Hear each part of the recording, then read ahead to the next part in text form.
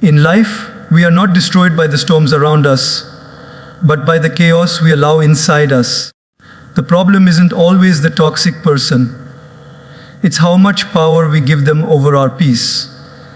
Imagine waking up with a fully charged phone battery and deciding to waste it on apps that don't serve you, games, ads, background apps draining power. By noon, your battery's gone. You didn't use it for anything meaningful. And now you're stuck looking for a charger. That's exactly what happens when we let toxic people drain our energy. Every moment you spend explaining yourself, defending your peace, reacting to their chaos, you're giving them a piece of your battery. And let's be honest, not everyone deserves that access. Your energy is your spiritual currency. You spend it in conversations, in emotions, in attention, and in thoughts, just like you wouldn't throw your hard-earned money into a fire. You shouldn't throw your emotional energy into a person who only knows how to burn bridges and ignite unnecessary drama. You see, toxic people don't always come in loud, aggressive forms. Sometimes they're disguised as friends who constantly complain, family members who guilt trip you, co-workers who gossip and criticize, or even partners who subtly manipulate your emotions. They operate like emotional pickpockets, stealing from you without you even realizing it. Until one day you wake up tired, confused, and emotionally bankrupt. That's when you realize it's not life that's exhausting you. It's the people you've been letting too close for too long. So, how do you guard your energy in a world full of emotional noise? Start by becoming selective with your attention. You don't owe a response to every opinion. You don't have to engage with every insult. Silence is a powerful filter. It tells the universe what you no longer entertain. When someone tries to provoke you and you don't react, they lose power. You've sent a silent but loud message. I value my energy too much to spend it on this. Think of your mind as a sacred home. Would you let just anyone walk in with muddy shoes? No. You'd ask them to wipe their feet or stay outside. The same rule applies to your mental space. Not everyone gets a seat at your table. And those who bring poison instead of peace should never get invited back. Real life example. Let's say you have a coworker who always points out what's wrong. They gossip, they mock, and somehow always find a way to stir drama. You've tried being kind, you've tried ignoring, but nothing works. Every time you leave a conversation with them, you feel drained. What do? You set a quiet boundary. You reduce unnecessary interaction. You keep things professional, short, and focused. You stop expecting them to change. You stop feeding their negativity with your energy. And slowly, you take your power back, not by fighting them, but by protecting what's yours. Another example, maybe it's a family member who always criticizes you. You try so hard to impress them, but it's never enough. Every call feels like a battle. But here's the truth. They don't need to approve your journey. Their inability to see your worth doesn't define your value. So instead of chasing validation, you choose peace. You keep conversations light, short, or limited. You give yourself permission to prioritize your mental health, even if it offends them. Because self-care is not selfish, it's survival. When you start guarding your energy, something powerful happens. You start healing. You become more focused, more joyful, more peaceful. You start attracting people who respect your boundaries. And those who only knew how to take from you will slowly disappear. That's not a loss, it's divine alignment. Here's the truth, not everyone is meant to walk with you. Some people are only in your life to teach you how not to be. Don't resent them, just release them.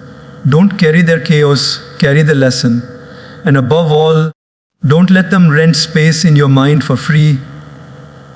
If someone brings stress more than support, confusion more than clarity, pain more than peace, they are costing you more than they are contributing, let them go. Not with hate, not with revenge, but with quiet wisdom. The kind of wisdom that understands your peace is too precious to be sacrificed on the altar of someone else's brokenness. So, today, make a choice. Guard your energy like gold. Be mindful of the conversations you enter, the people you entertain, and the battles you choose. Walk away when peace is no longer present. Withdraw when your soul feels tired. And remember, protecting your energy is not weakness, it's spiritual intelligence. You are not here to be emotionally drained. You are here to grow, to serve, to love, and to shine. And you cannot do that if your energy is always being stolen. Start today. Guard it. Value it. Honor it.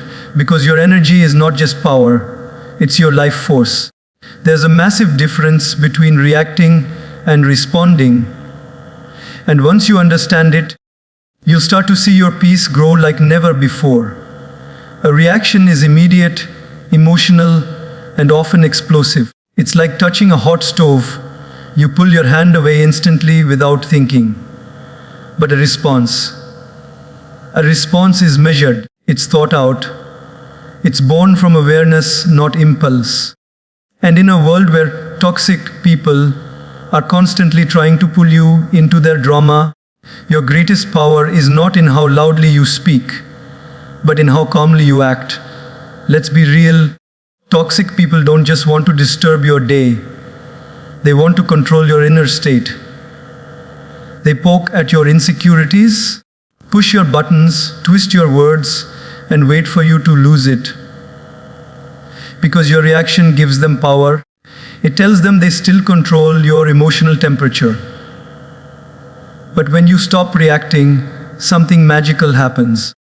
You no longer become the puppet. They can't pull your strings anymore.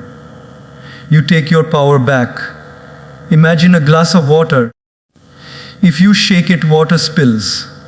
Not because of the shake, but because that's what was inside. Life will shake you. Toxic people will shake you. But what spills out depends on what's inside you. If you're full of peace, grace, and clarity, no matter how much someone tries to disturb you, that's all that will flow out. But if you're full of unprocessed anger, ego, or pain, every shake becomes a disaster. So how do you train yourself to respond? Not react. It begins with awareness.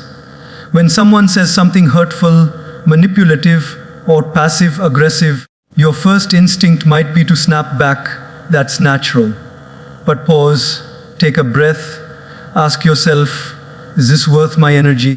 Will my reaction solve anything, or will it just add fuel to their fire? Often, silence or a calm response holds more power than any insult you could throw back. Here is a daily life example. Imagine you're standing in line at a store and someone cuts in front of you. Your ego wants to yell. Your pride wants to confront. But your wisdom whispers, choose your peace. You calmly say, "Excuse me, I believe I was next," with a soft but firm tone. No drama. No rage. You've stood up for yourself without stepping out of character. That's responding, not reacting. Or think of a moment with someone close, maybe a friend, a sibling, or a partner. They say something insensitive. You feel it hit your heart like a stone. But instead of firing back with equal venom, you breathe, you wait.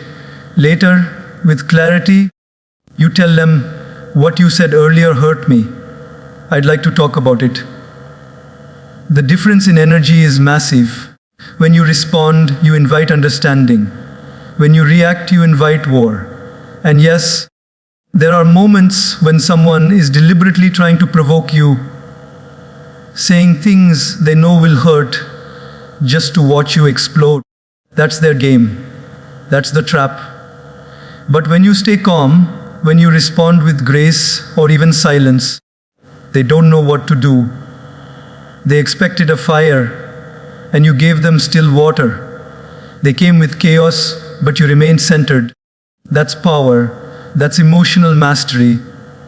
There's a story of a monk who was insulted by a man in public. The man cursed him, spat at him, and tried to embarrass him. The monk smiled and said, "If someone gives you a gift and you do not accept it, who does it belong to?" The man replied, "To the giver." The monk said, "Then I do not accept your words. They are yours to keep." That is what it means to respond, not react.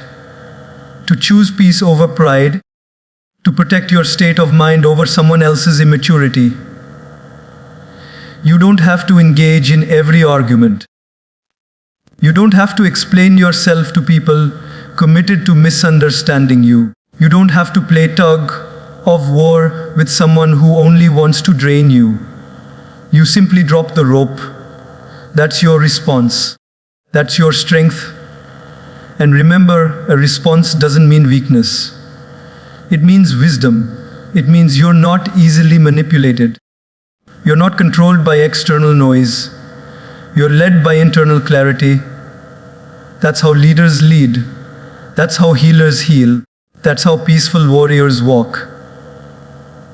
So the next time someone tries to pull you into a storm, remember, you don't have to attend every storm you're invited to. You can say nothing. You can walk away. You can take time and respond when you're ready, from a place of wisdom, not woundedness. Reacting is easy. Anyone can throw words, raise voices, slam doors. But responding takes self-control. It takes strength. It takes the inner discipline to say, "I won't let someone's broken behavior break my peace." Make it a daily practice. Pause before you speak. Feel before you act. Let your response come from your higher self, not your hurt self. Because in the end, your peace is more valuable than any temporary victory in a pointless battle. Respond with wisdom. Rise above. And let your calm become your loudest message. There comes a moment in everyone's life when you must decide whether your peace is more important than someone else's comfort. Setting boundaries isn't about being rude, arrogant, or detached. It's about finally honoring your own worth. Yet, the moment we start setting boundaries, guilt often tries to sneak in. We wonder, what if they get offended? What if they don't understand? What if they leave? But the truth is, anyone who truly values you will also value your boundaries. Those who don't, they were never interested in your well-being, only in your availability. Think of your life as a beautiful home. You decorate it with kindness, hard work, wisdom, and peace. But imagine leaving all your doors open day and night. Anyone can walk in, track dirt on your floors, take from your shelves, shout in your rooms, leave messes behind, and then walk out like they did nothing wrong. That's exactly what happens when you don't set boundaries. People enter your space without permission. They take more than they give. They leave their emotional garbage behind, and you're left cleaning up the damage. Boundaries are the locked doors and security systems of your inner life. They protect your peace, your purpose, your energy, and your values. And the best part, you don't need to shout to set them. You don't need to explain every little detail.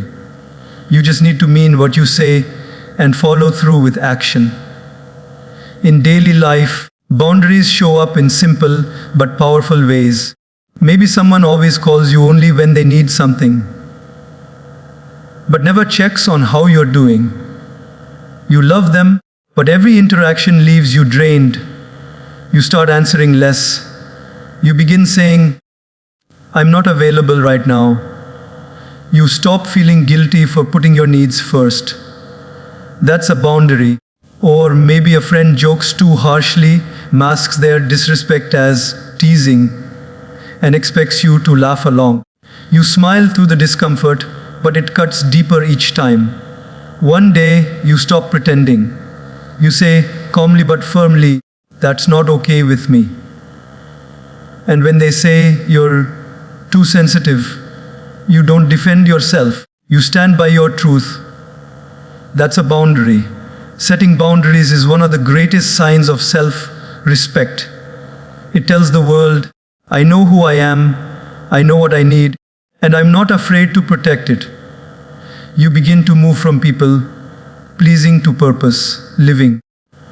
You no longer allow guilt to dictate your decisions. You understand that saying no to others is sometimes the highest form of saying yes to yourself. And yes, when you first start setting boundaries, some people will get uncomfortable, especially those who were benefiting from your lack of them. They may call you selfish, distant, or changed. But growth always comes with resistance.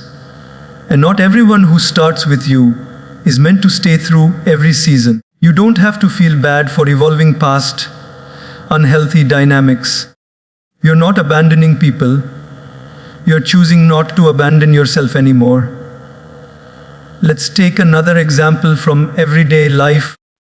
Imagine you're working on your goals, your mental health, or your healing. You've decided to limit unnecessary social interactions, reduce gossip, or cut back on toxic habits. But your old circle doesn't get it. They mock you. They say you've changed. They try to pull you back into old versions of yourself. Here's the thing. Your boundary isn't just a wall, it's a declaration.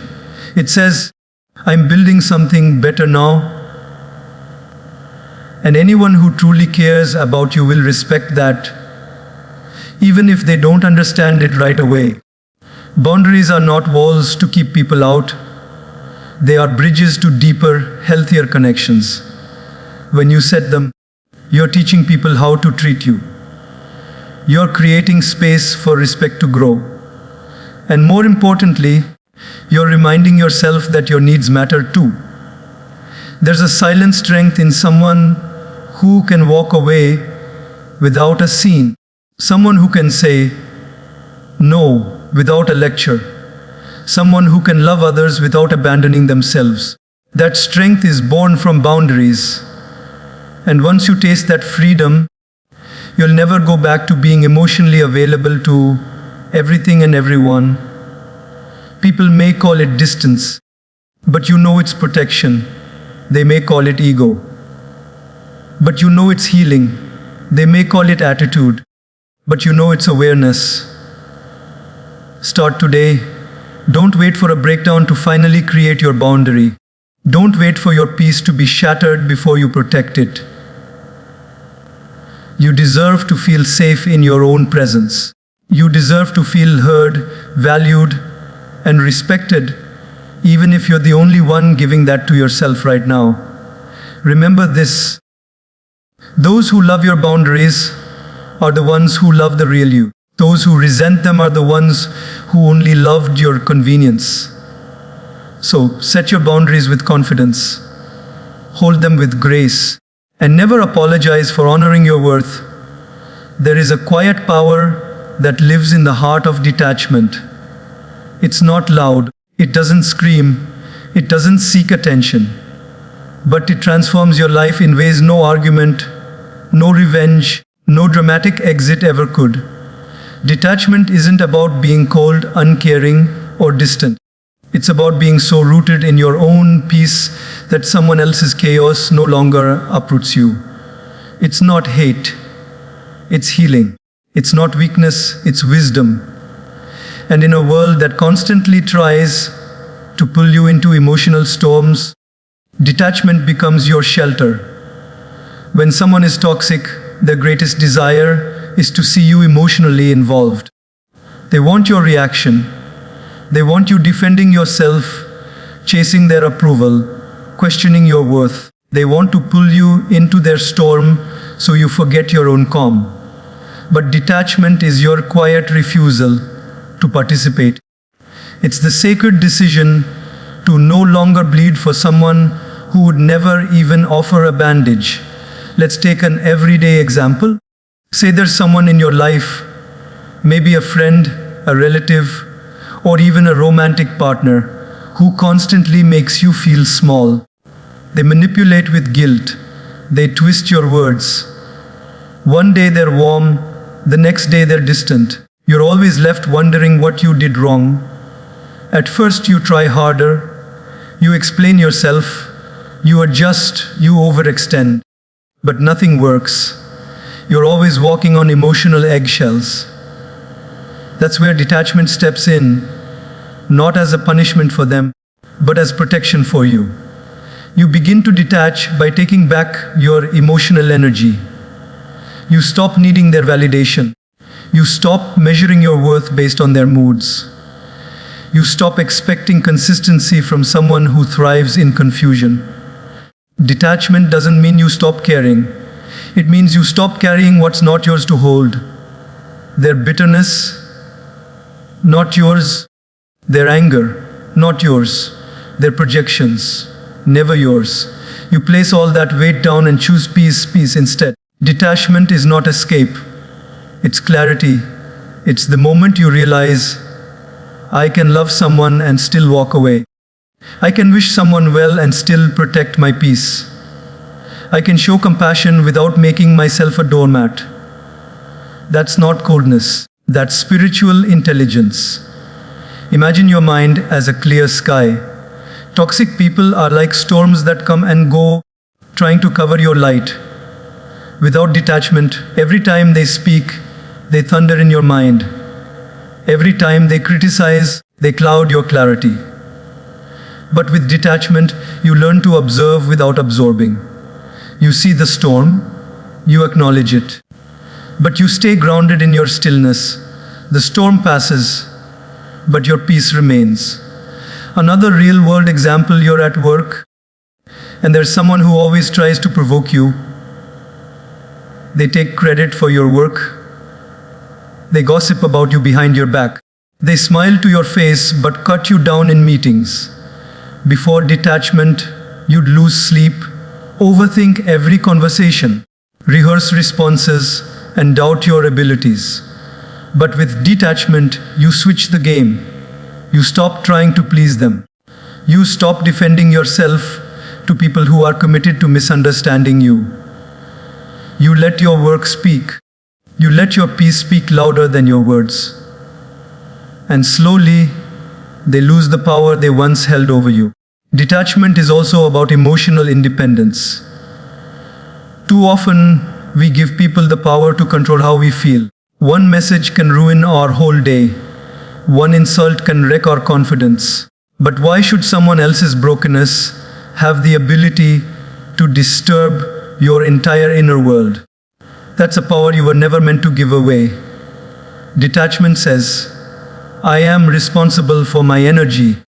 I will not let someone's darkness dim my light. It's important to understand that detachment is not avoidance. You're not pretending that problems don't exist. You're just refusing to let those problems live rent free in your heart. You still show up. You still speak when necessary. But you no longer lose yourself trying to fix, rescue, or change people who don't want to grow. That's their path, not yours. Even in love, detachment is crucial. Love without detachment becomes attachment, and attachment is fear dressed as devotion. When you're attached, you cling, you fear loss, you bend your boundaries to keep someone around. But when you love with detachment, you allow freedom. You understand, if it's real, it stays. If it's not, it teaches me. You no longer beg to be chosen, you choose yourself every single time. And yes, detachment takes practice. It doesn't happen overnight. You'll be tempted to explain yourself one more time, to seek closure, to get the last word. But detachment whispers, peace is more valuable than being right. The more you practice it, the lighter you feel. Emotional freedom becomes your default. Drama loses its flavor. Manipulation loses its grip. You become untouchable, not because you built walls, but because you built wisdom. So, detach, not to disconnect from people, but to reconnect with yourself. Detach, not to escape life, but to experience it without emotional chains. Detach, not to harden your heart, but to protect its softness. You are not here to be emotionally enslaved by anyone's moods, opinions, or expectations. You are here to walk in peace, speak from clarity, and love without losing yourself. Detach to elevate, detach to preserve your light. And let detachment be your greatest act of inner power. There's an old saying, never wrestle with a pig. You both get dirty, and the pig likes it. When dealing with toxic people, the greatest mistake we often make is trying to fight fire with fire. We argue, defend, and over-explain only to find ourselves tangled in their web of emotional manipulation. But there is another way, a quieter, wiser, more powerful way. One that doesn't involve shouting or reacting, but rather mirroring their behavior with stillness. Because nothing unsettles a chaotic soul more than someone who refuses to lose their calm. Stillness is not passivity, it is not surrender, it is not weakness. It is the highest form of emotional strength. It says, I see you, I hear you, but I will not be pulled into your chaos. When you practice stillness in the face of drama, you become the mirror that reflects their truth back to them. They expect rage, but you offer silence. They expect tears, but you offer composure. They expect weakness, but you remain grounded. In that moment, you teach them something their own ego will never admit. You cannot be manipulated, provoked, or broken by behavior that lacks respect. Let's paint this with a real life example. Suppose there's a coworker or colleague who constantly throws subtle jabs at you during meetings. They try to provoke, embarrass, or discredit you in front of others. Before, you may have responded with sarcasm or defensiveness. You'd leave the meeting drained, overanalyzing everything, angry at yourself for not handling it better. But now, you've learned the power of stillness. When they speak, you stay centered. You look them in the eye without flinching. You respond only when needed and with clarity, not emotion. You speak with dignity, not ego. And soon their attempts start to fall flat because you've removed the fuel they needed to keep their fire burning.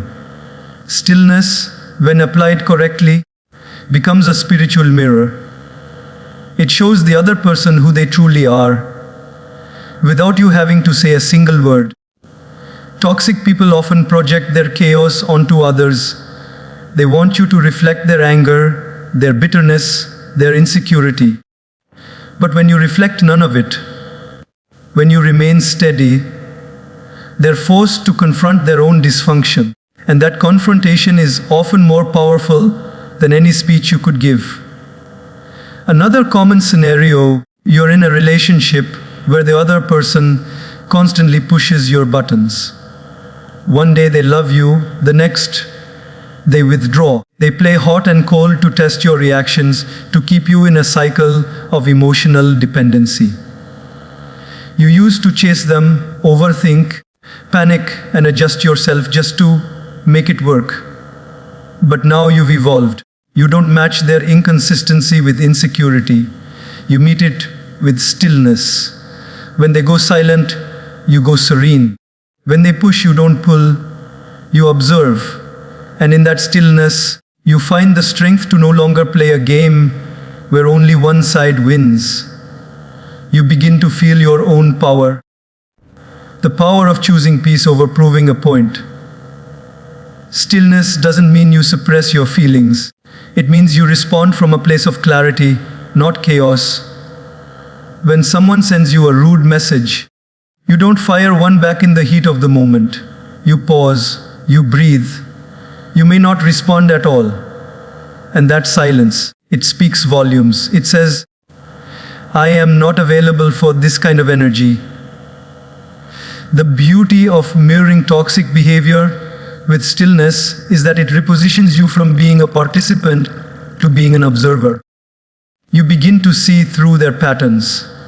You stop taking things personally. You understand that their behavior is a reflection of them, not you. You don't shrink, you don't fight, you remain calm, focused, rooted.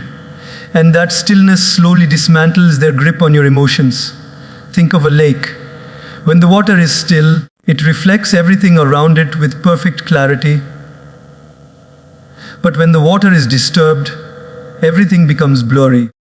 Toxic people want to disturb your waters. They want to shake you until you react. But when you stay still, when your mind remains like a calm lake, you reflect truth. You reveal what's real. And your reflection is something they cannot deny, even if they never say it out loud. This way of dealing with toxicity requires practice. It requires deep self-awareness and emotional discipline. But every time you choose stillness over reaction, you reclaim a piece of your power. You begin to walk differently, speak differently, carry yourself with a quiet confidence that cannot be faked. And people notice, even the toxic ones. They may not change, but your response will. And when your response changes, your experience transforms. You begin to see that not every battle is worth fighting, not every insult needs a response, and not every person deserves access to your emotional world. So the next time someone tries to stir your peace, don't match their energy, mirror it with stillness. Let them witness the calm they can't shake. Let your silence reflect their noise. Let your steadiness become the message. Because in the end, power doesn't always speak. Sometimes it just stands still, unaffected, unmoved, unshaken. And that is the loudest message of all. There is a divine strength in the art of rising above, especially when everything around you is trying to pull you down. When you're dealing with toxic people, it's easy to get caught in the trap of reaction. They insult, so you insult back. They disrespect, so you defend. They act out, and you mirror that energy because it feels like the only way to stand up for yourself. But the truth is, you were never meant to compete with chaos. You were born to rise above it. To elevate means to step up, not in pride but in wisdom. It means you no longer live life on the same emotional frequency as those who thrive in drama. You've evolved. You've tasted peace. And you refuse to shrink yourself just to prove a point in a conversation that doesn't deserve your presence in the first place. Every moment you face conflict is also a moment to choose power. Real power isn't in how loud you can speak. It's in how calmly you carry yourself when everything around you is shouting. Toxic people want escalation. They want to provoke you into reacting so they can blame you. But when you elevate, you leave them confused. You respond with elegance, not ego. You respond with intelligence, not impulse. Take a simple daily example. Say someone cuts you off in traffic, then flips you off as if you're the one at fault. Your ego wants to react, to chase, to teach them a lesson. But your higher self knows that moment is a test. You can either lower yourself into their chaos, or you can rise into your peace. You choose to keep driving. Not because you're weak, but because you've realized that winning isn't about shouting back. It's about moving forward, unbothered. In another situation, let's say a toxic colleague spreads lies about you at work. You hear about it, and every cell in your body wants to confront them in the same tone they used against you. But you take a breath. You remember who you are. You gather the facts, speak truth when needed, and carry yourself with professionalism and grace. That's elevation. Because while they're busy proving how loud they are, you're busy proving how steady you are. And trust this, Still waters run deep. Escalation is easy. Anyone can do it. That's why so many people fall into it. But elevation, that's for the strong. That's for those who don't need validation from a toxic crowd. That's for those who know that peace is not a passive state. It's an intentional choice. One of the most powerful things you can do when dealing with a toxic person is to stop matching their energy. When they're sarcastic, don't return sarcasm. When they're dismissive, don't chase them. When they're loud, don't shout over them. Just rise. Stand tall in your silence. Respond only when it adds value. And even when you do it with a tone that reflects your growth, not their bitterness.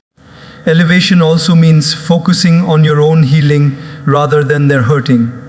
It means you redirect your energy. Instead of spending hours thinking about what they said or how they treated you, you invest that time into your growth. You read, reflect, exercise, meditate, pray. You become stronger, you become wiser, you begin to glow, not from revenge, but from inner peace. This shift is powerful because it breaks the cycle. Toxic people want a reaction because it keeps the connection alive. Even if it's negative, they feed off it. But when you refuse to engage at that level, they no longer have fuel. You stop giving them the emotional response they crave. And without your participation, the drama loses its spark. There's a quote that says, "When they go low, we go high." But going high isn't just a noble gesture, it's a survival skill.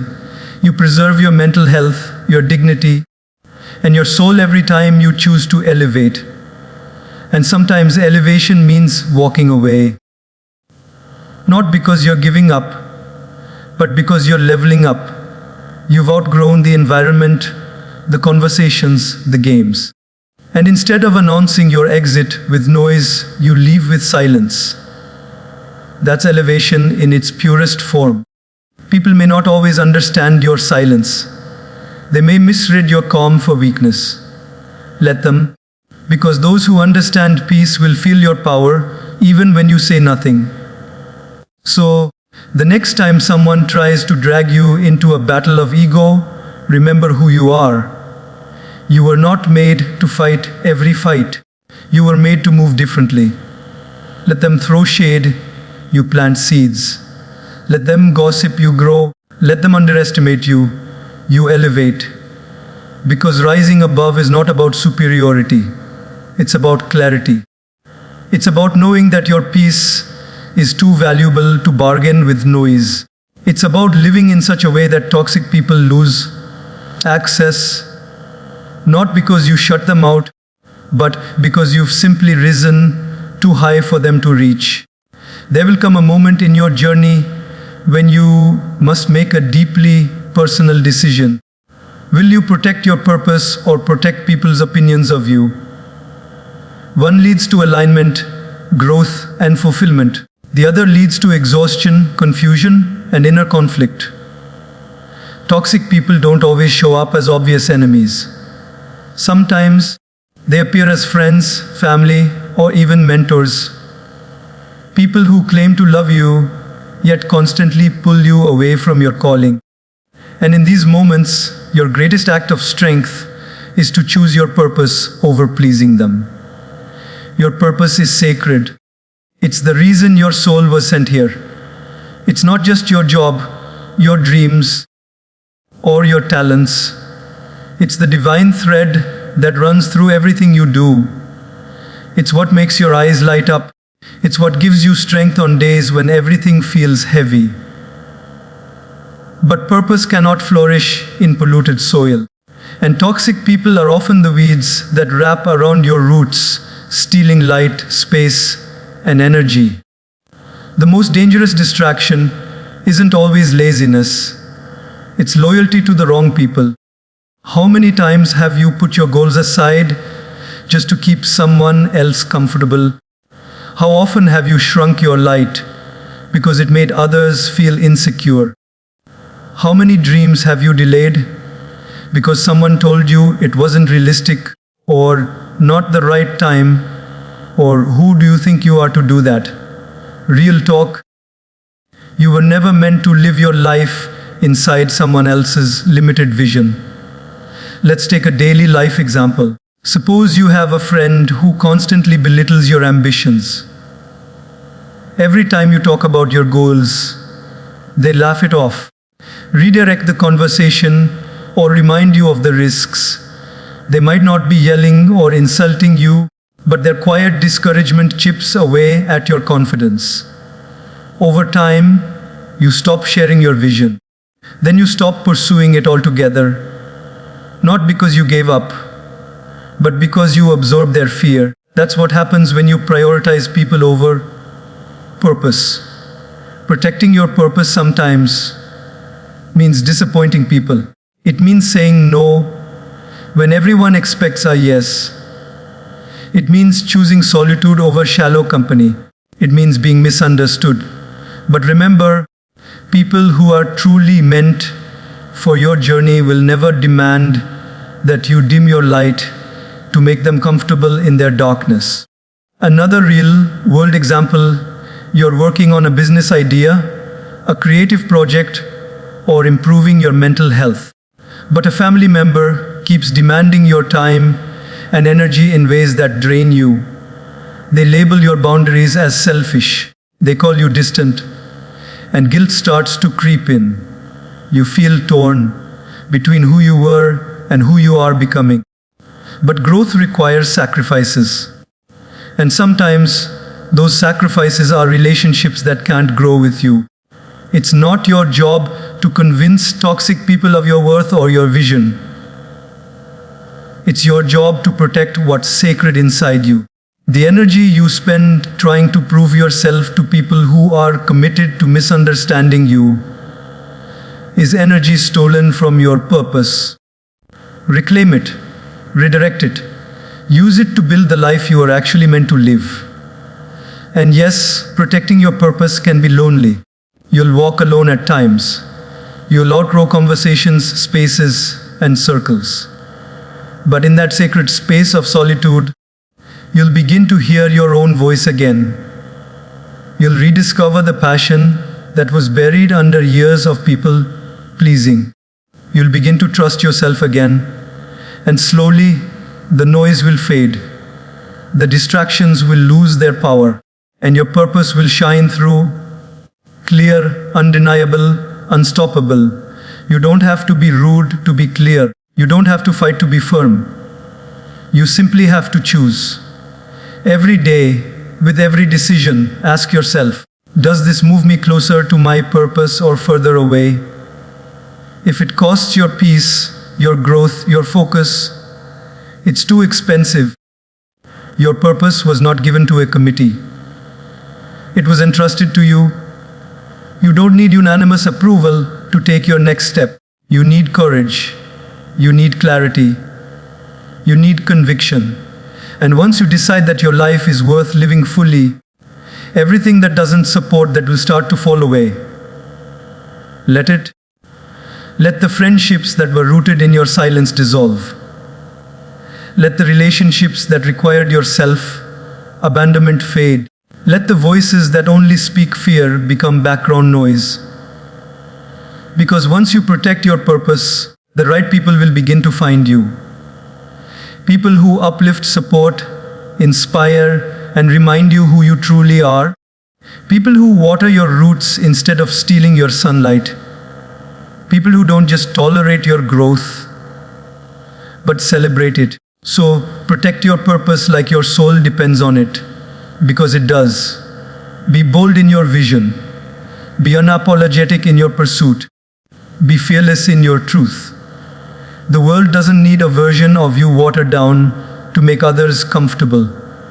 It needs your fire, your voice, your mission alive and fully activated. You don't owe anyone your potential, but you do owe yourself the chance to become everything you were meant to be.